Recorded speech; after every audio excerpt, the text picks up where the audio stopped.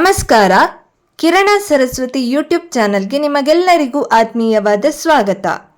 ಕೈಲಾಸ ಪರ್ವತವನ್ನು ಹತ್ತುವ ಪ್ರಯತ್ನ ಮಾಡಿದವರಿಗೆಲ್ಲ ಏನಾಗಿದೆ? ಯಾರಿಗೂ ಇವತ್ತಿಗೂ ಹತ್ತಲ ಸಾಧ್ಯವಾದ ಪರ್ವತವಾಗಿಯೇ ಯಾಕೆ ಉಳಿದಿದೆ? ಕೈಲಾಸ ಪರ್ವತ ಇದೊಂದು ವಿಸ್ಮಯ, ಮಾನವನ ಊಹೆಗೂ ನಿಲುಕದ ಒಂದು ಜಾಗ.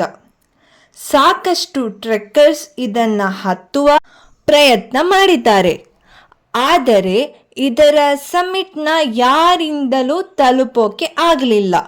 ಬಿಯಾಂಡ್ ದ ಸರ್ಟನ್ ಪಾಯಿಂಟ್ ಇಲ್ಲಿ ಮನುಷ್ಯನಿಗೆ ದಿಢೀರ್ ಅಂತ ವಯಸ್ಸಾಗಿ ಹೋಗುತ್ತದೆ. ಕೂದಲು ಹಾಗೂ ಉಗುರುಗಳು ಇಲ್ಲಿ 2 ವಾರಕ್ಕೆ ಬೆಳೆಯುವಷ್ಟು ಅಲ್ಲಿ 12 ಗಂಟೆಗಳಲ್ಲಿ ಬೆಳೆಯುವುದನ್ನು ನೋಡಬಹುದು.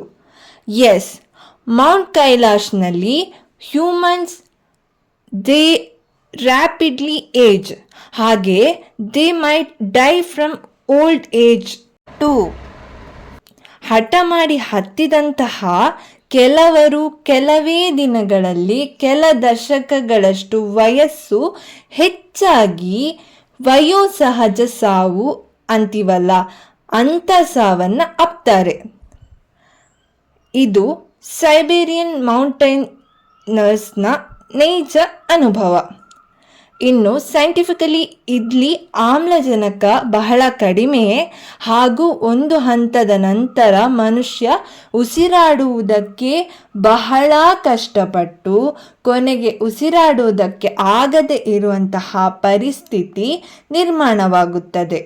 ಇನ್ಫ್ಯಾಕ್ಟ್ ಮೌಂಟ್ ಎವರೆಸ್ಟ್ಗಿಂತ ಇದರ ಎತ್ತರ ಕಡಿಮೆ ಇದ್ದು, ಈ ಎಲ್ಲ ಕಾರಣಗಳಿಗೆ ಇದನ್ನು ಸಾಮಾನ್ಯ ಮನುಷ್ಯರು ಎಕ್ಸ್ಪ್ಲೋರ್ ಮಾಡಲಿಕ್ಕೆ ಆಗುವುದಿಲ್ಲ. ನಮ್ಮ ನಂಬಿಕೆ ಭೂಮಿ ಹಾಗೂ ದೇವ ಲೋಕವನ್ನು ಕನೆಕ್ಟ್ ಮಾಡುವುದೇ ಈ ಕೈಲಾಸ ಪರ್ವತ ಅಂತ. ಆದರೆ ಇಲ್ಲಿ ಅದನ್ನು ಮೀರಿದ್ದು ಏನೋ ಒಂದು ಇದೆ. ಕೈಲಾಸ ಪರ್ವತದ ಇನ್ನಷ್ಟು ವಿಸ್ಮಯಗಳನ್ನು ನಾನು ನಿಮಗೆ ತಿಳಿಸ್ಬೇಕಾ?